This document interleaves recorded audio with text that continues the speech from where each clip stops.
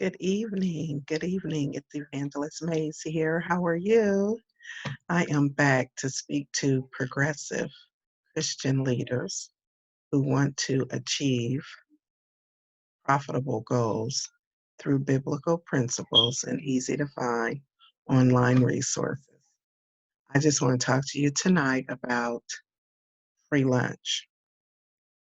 There's no such thing as a free lunch. No, we would all like to believe that we can get a free lunch, but there is actually no such thing. What brought that to my remembrance was this stimulus package that everyone is so excited about. And we're all get excited when we get a few extra coins, and God knows that we need them. But there's no such thing as a free lunch. The word stimulus, if you look it up in the dictionary, it's defined as something that evokes a specific function or reaction or to arouse an activity or energy in someone. That's what a stimulus does. COVID-19 has stimulated a huge increase in the daily consumption of alcohol here in the state of Ohio. Did you know that between March the 12th and the 20th, there was an increase of $27 million between that time last year and this year in the sale of beer, wine, and spirits? $27 million. COVID-19 stimulated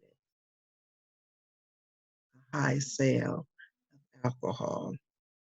That's what a stimulant does. See, liquor stores were considered to be essential businesses in the state of Ohio, and restaurants were even granted the opportunity to deliver a drink to your house. Wow,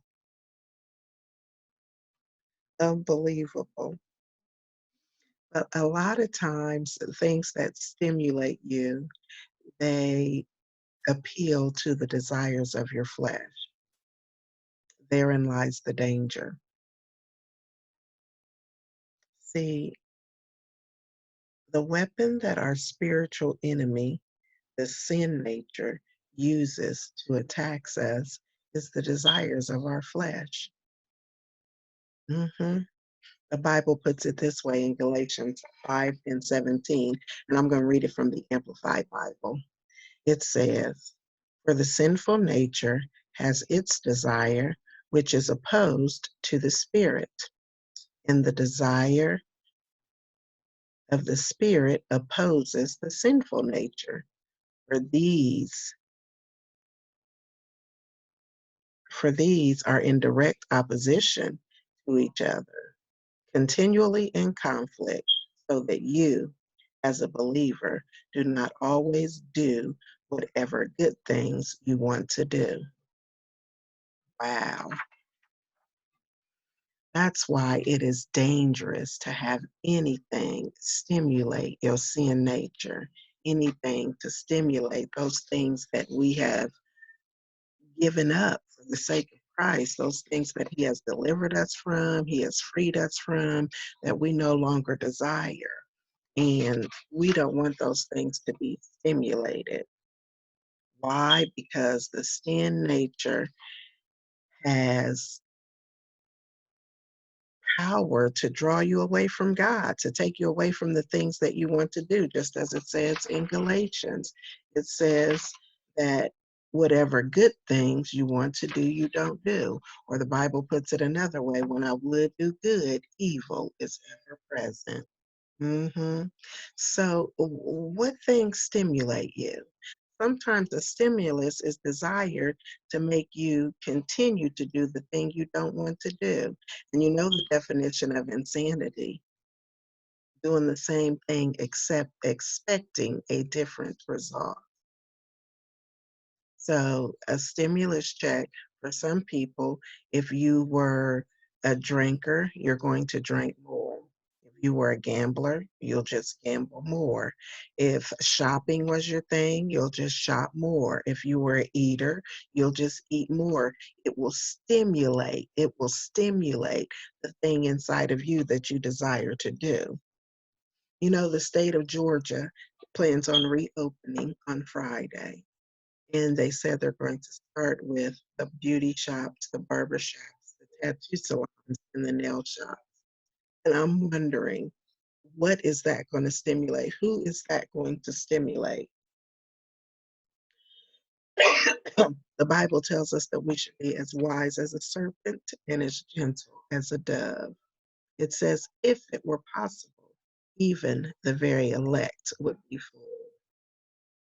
I'm here tonight because I don't want you to be asleep. I want you to stay woke. I want you to understand what is at stake here, what is going on in the spiritual realm. We must navigate these difficult times with wisdom. Let's look at James 1 and 4. It says, for each person is tempted when they are dragged away by their own evil desire and enticed, stimulated. They're drawn away from the things of God. As I close, I want to take a look at Exodus 12 and 36, which we talked about a couple of days ago, the story of the Israelites and the Exodus out of Egypt.